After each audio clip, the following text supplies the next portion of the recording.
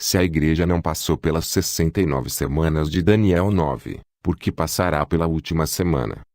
Sendo a pergunta de um pré-tribulacionista, podemos ver que por meio dessa pergunta estão querendo separar a igreja do povo de Israel. Essa pergunta obviamente foi elaborada por falta de informação a respeito da nacionalidade das primeiras pessoas que fizeram parte da igreja. A igreja foi fundada em Israel, através do ministério de Cristo. Os seguidores de Cristo eram na maioria judeus, incluindo os seus 12 discípulos. Dizer que os israelitas não fazem parte da igreja, é dizer que as pessoas que formavam a igreja no primeiro século, não eram ainda a igreja de Cristo, pois essas pessoas eram israelitas. A igreja foi formada primeiramente por israelitas, judeus, começando com os 12 apóstolos. Depois dos israelitas serem os primeiros a fazerem parte da igreja, foram enxertados em Cristo também os gentios.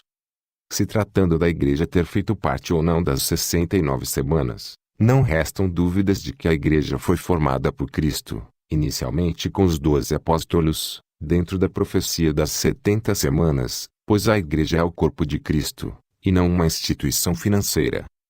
Se a igreja surgiu no cumprimento da profecia das 70 semanas, fica claro que a igreja participou dessa profecia, e participará também do tempo que resta. A verdadeira igreja surgiu a partir do momento em que o Messias escolheu os 12 discípulos, que passaram a fazer parte do corpo de Cristo, isto é, da igreja. E para lembrar, os discípulos que foram os primeiros a fazerem parte do corpo de Cristo, eram israelitas. Se Mateus 24 verso 16 diz a respeito da igreja, eu devo mudar da Judéia para os montes. O que vai acontecer com quem mora em lugares planos? Responder essa pergunta por completo exige fazer um estudo completo a respeito do livro das Revelações, mas irei resumir o motivo de Cristo ter dito isso, apontando diretamente para a terra de Israel. Cristo disse que após verem a abominação desoladora em lugar santo, isto é, na terra de Israel, as pessoas que estiverem ali devem fugir sem olhar para trás. Em primeiro lugar, Cristo não está falando que somente os israelitas estarão vivendo na terra de Israel nesse momento. Sabemos que hoje em Israel vive povos de várias nações, inclusive muitos brasileiros. Esse texto serve para qualquer pessoa que esteja em Israel, durante o momento em que a abominação desoladora estará lá. A abominação desoladora vai estar em Israel somente após o derramamento da sexta taça, pois é nesse momento que a abominação vai surgir para invadir Israel. Israel é a grande meretriz que estará montada na besta, por isso somente após a abominação desoladora, isto é, a besta, estiver em Israel para destruí-la, é que virá a grande tribulação para o povo de Israel. A tribulação virá para o povo de Israel no derramamento da sétima taça, que é o momento no qual a grande meretriz é julgada. O foco de Mateus 24 é falar a respeito dos sinais da vinda de Cristo e do fim dos tempos. Por esse motivo fala da abominação desoladora estando em Israel, pois esse será um grande sinal da vinda de Cristo, pois ele voltará exatamente no momento em que a abominação desoladora vai estar em Israel. A abominação da desolação vai estar em Israel somente após 1260 dias.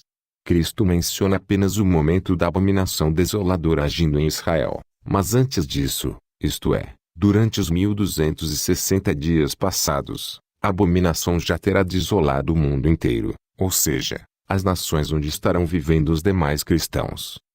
Respondendo à pergunta, Cristo direcionou avisos somente para os israelitas porque ele somente menciona o momento em que a abominação da desolação vai estar em Israel, pois esse será o momento da vinda de Cristo. Não há motivos para citar outros povos, pois a abominação estará em Israel, então são as pessoas de Israel que devem fugir para os montes. Se você for brasileiro, americano, inglês ou judeu, e estiver em Israel no momento em que a abominação desoladora cercar Israel, você deverá fugir para os montes, conforme o aviso de Cristo. Esse aviso de Cristo em nenhum momento está dizendo que a igreja já terá sido arrebatada, e que somente os judeus estarão passando pela tribulação. E orai para que a vossa fuga não aconteça no inverno nem no sábado. Que diferença faz para quem mora na África ou no Brasil?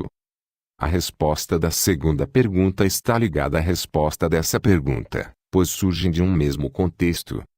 O momento tratado nesse texto é somente o momento em que a abominação desoladora vai estar em Israel, já no final dos 1260 dias. Portanto, o texto novamente é direcionado somente às pessoas que estarão vivendo em Israel nesse tempo. Essa pergunta é muito infantil, visto que o sofrimento que virá por meio da abominação desoladora não depende do clima da nação. Cristo, através desse texto, mostra para os israelitas que aqueles dias de tribulação, ou seja, do momento da abominação em Israel, serão dias difíceis, e que se acontecer num tempo chuvoso e frio, serão mais difíceis ainda. Esse é mais um outro texto usado fora do seu contexto, que não diz nada a respeito de arrebatamento secreto. Se a igreja estará na terra durante a grande tribulação, para onde serão arrebatados após a grande tribulação? Novamente é uma pergunta sem fundamento bíblico, baseada apenas em fábulas ensinadas por muitos teólogos e líderes religiosos. O arrebatamento não será para os céus. A Bíblia não menciona isso. O arrebatamento será para os ares, isto é, para as nuvens, para o encontro com Cristo, que também estará nas nuvens. O rapto será da terra para as nuvens. Não existe nenhum texto que fala da igreja sendo arrebatado para os céus, onde está o trono de Deus. O rapto acontecerá por meio dos anjos. Serão os anjos quem vão raptar a igreja de Cristo, somente após eles virem com Cristo nas nuvens, e serem enviados para reunir os escolhidos.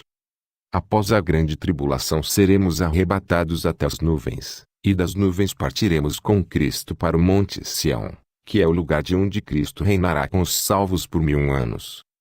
A palavra traduzida como arrebatamento significa ser transportado de um lugar para o outro. Significa ser arrancado à força, tomado à força.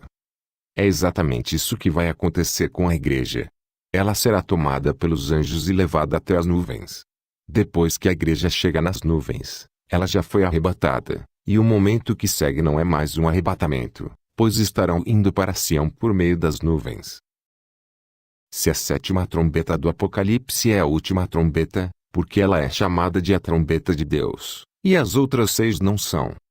Não podemos entender as profecias dessa forma, levando ao pé da letra. Devemos ter sabedoria para interpretarmos as profecias.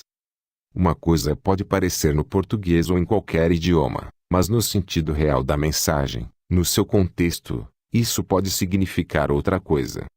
O dia do Senhor, ou seja, o dia da vinda de Cristo, tem o mesmo sentido da trombeta de Deus. Esse dia é mencionado como pertencente a Deus, assim como a última trombeta. Da mesma forma que não somente o dia da vinda de Cristo é o dia de Deus, do Senhor, do Messias, também não somente a sétima trombeta, e a trombeta de Deus. O sentido do texto não é dizer que somente a sétima trombeta vem de Deus, e que pertence a Ele, mas é dizer que somente no soar da última trombeta, é que o segredo de Deus se cumprirá.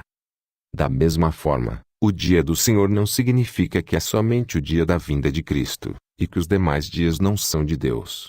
Significa apenas que esse é o dia da vinda de Cristo. Não podemos interpretar certos textos que falam de posse, como se esse fosse o sentido do texto. Quando fala povo de Deus, não está falando que outros povos foram criados pelo diabo. Quando fala de filho de Deus, não está falando que as demais criaturas foram geradas pelo diabo. Da mesma forma, quando fala da trombeta de Deus, não está falando que as demais são do diabo ou qualquer outro ser. A trombeta de Deus está totalmente ligada ao dia do Senhor. Trata-se do mesmo dia e evento. O dia do Senhor será o mesmo dia do soar da última trombeta, a trombeta de Deus, que é a trombeta que marca o cumprimento do mistério de Deus, da forma como ele anunciou aos profetas. Se a sétima trombeta é a última, por que a grande tribulação não termina no capítulo 11 de Apocalipse? Novamente uma pergunta infantil, de alguém que não procurou nem mesmo entender o livro das Revelações, para saber em que ordem os eventos vão acontecer. Achar que o livro das Revelações, separado em capítulos e versículos, marca a ordem exata do cumprimento das profecias, é tolice. João recebeu as revelações conforme Cristo desatava os 7 selos. Somente após a abertura do 7º selo é que todas as coisas são reveladas a João. Quando a sétima trombeta é tocada, chega então o momento da ira de Deus. Sabemos que a ira vem por meio do derramamento das 7 taças, então o tempo da sétima trombeta vai desde o derramamento da primeira taça, até o derramamento da sétima taça. Sabendo que a ira vem no soar da sétima trombeta, e sabendo que a ira acaba com o derramamento da sétima taça, podemos concluir que o tempo da sétima trombeta só acaba com a sétima taça derramada. É exatamente no derramamento da sétima taça da ira que o Messias virá, lutará contra a besta, reunirá seus escolhidos no Monte Sião, e estabelecerá o seu reino aqui na terra. Respondendo à pergunta, é óbvio que a grande tribulação não acaba no soar da sétima trombeta, mas no derramamento da sétima taça, pois o soar da sétima trombeta apenas marca o início do derramamento das 7 taças. 1 Tessalonicenses 4 verso 16, diz que os mortos devem ressuscitar primeiro. Se a sétima trombeta é a última, por que não há ressurreição antes dela? Essa pergunta também já foi respondida na resposta da pergunta anterior. Quando Paulo fala que o arrebatamento será mediante a última trombeta, Paulo está apenas dizendo que o arrebatamento não acontecerá sem que antes toque as 7 trombetas, ou seja, ele está eliminando a possibilidade do arrebatamento acontecer antes do soar de qualquer trombeta. Devemos entender que o soar da sétima trombeta envolve o derramamento das 7 taças da ira de Deus. Não podemos achar que o arrebatamento vai acontecer exatamente no mesmo momento do soar da sétima trombeta. Quando a sétima trombeta for tocada, então as 7 taças da ira serão derramadas sobre a terra. Após as 7 taças da ira serem derramadas, virá então o Messias. Quando o Messias vier após os eventos da sétima trombeta se cumprirem no total, ele vai derrotar a besta com a espada afiada que sai da sua boca, e vai tomar posse do reino. Cumprido então os eventos da sétima trombeta, Satanás será preso por 1000 anos, e os mortos serão ressuscitados para reinarem com Cristo durante os 1000 anos em que Satanás estará preso. Não podemos ler as profecias pensando que tudo vai se cumprir num mesmo minuto e segundo. Devemos entender que tais coisas vão acontecer numa mesma época, num determinado tempo, porém não tudo de uma única vez. É óbvio que uma coisa virá primeiro, depois a outra, e assim por diante. Fica claro que a vinda de Cristo e a ressurreição acontecem mediante a sétima trombeta, pois será após a sétima taça ser derramada que Cristo voltará, e os salvos serão ressuscitados, e reinarão sobre a terra. Porque as bodas do Cordeiro acontecem antes da grande tribulação, já com a multidão arrebatada. Quando aconteceu o arrebatamento? Novamente mais 2 versículos isolados do seu contexto, e que apesar de estarem no mesmo texto, os pré-tribulacionistas pegam e separam as mensagens como se tratassem de tempos distintos. O texto diz que as bodas do Cordeiro chegou, e chegar não significa ter começado ou terminado. Está apenas dizendo que o dia das bodas do Cordeiro chegou. Agora que o momento chegou, e a noiva já se aprontou, então dará-se início à festa. É exatamente isso que acontece a seguir. O noivo vai ao encontro da noiva, buscá-la para a festa que já está preparada. Novamente eu tenho que dizer que é mais uma pergunta sem sentido, visto que Apocalipse 19 está falando de coisas que acontecem após o derramamento da sétima taça, a qual só é derramada após a sétima trombeta ser tocada. Mais uma vez fica claro que as bodas do Cordeiro não acontecem antes das 7 taças serem derramadas, e para as 7 taças serem derramadas, as 7 trombetas devem ser tocadas. Nesse momento o arrebatamento ainda não aconteceu, pois como mostra o texto, Cristo vai à terra montado em um cavalo branco, para buscar a sua noiva, guerrear contra a besta, ressuscitar os mortos, prender Satanás, e reinar por 1000 anos. Porque um pós-tribulacionista jamais menciona o casamento judaico, e a colheita de Israel em sua escatologia, mesmo Cristo tendo usado as 2 analogias em sua fala. As comparações são limitadas. Não podemos achar que quando Cristo faz certa comparação, ele está comparando tudo. Não é bem assim, pois se fosse, aí teríamos um grande problema. Da mesma forma quando Cristo compara sua vinda com o ladrão, ele não está dizendo que ele é pecador como ladrão, que ele rouba como ladrão, que ele mata etc. A comparação com o ladrão é apenas de uma vinda inesperada, sem que o dono da casa saiba. Ponto final. Não podemos estender a comparação para além do que foi utilizado pelo Messias em seus ensinamentos. Se Cristo fez uma comparação da reunião dos salvos com ele, com o casamento judaico, não podemos achar que tudo do casamento judaico tem que ser encaixado na profecia. Devemos pegar apenas a comparação utilizada pelo Messias, e eliminarmos as demais, assim como na parábola do ladrão. Da mesma forma com a colheita. A comparação está limitada ao que Cristo comparou. Não devemos comparar tudo de uma colheita com a profecia, como se a comparação fosse de modo geral. Da mesma forma que podemos comparar uma bicicleta com um carro com um avião, e um avião com uma moto, por ambos terem rodas, pneus, e outras semelhanças, mas não podemos levar essa comparação de modo geral, pois em muito se diferem. Assim também acontece com as parábolas. Se em Apocalipse 14 já se fala da colheita das uvas, quando foi que aconteceram as colheitas da cevada e do trigo? Apocalipse 14 cita as duas colheitas acontecendo no mesmo momento. O próprio texto já responde essa pergunta. A primeira colheita mencionada é a respeito dos salvos. Essa colheita representa o rapto da igreja para encontro com Cristo nos ares.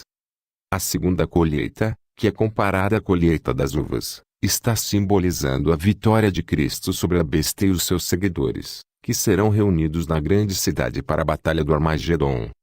É o Filho do Homem que está sentado sobre a nuvem que faz as duas colheitas. Ele ajunta o trigo no seu celeiro, e queima a palha no fogo. As duas colheitas acontecem numa única vinda do Filho do Homem, como o próprio texto mostra. Não devemos comparar essas colheitas com as colheitas de modo literal. Não devemos considerar épocas, anos, estações e etc. Devemos apenas considerar a comparação feita no próprio texto. O demais deve ser descartado. A comparação com as uvas se refere à ira de Deus caindo sobre os ímpios. Essas uvas serão pisadas no lagar da ira de Deus, ou seja, os ímpios sofrerão a ira de Deus.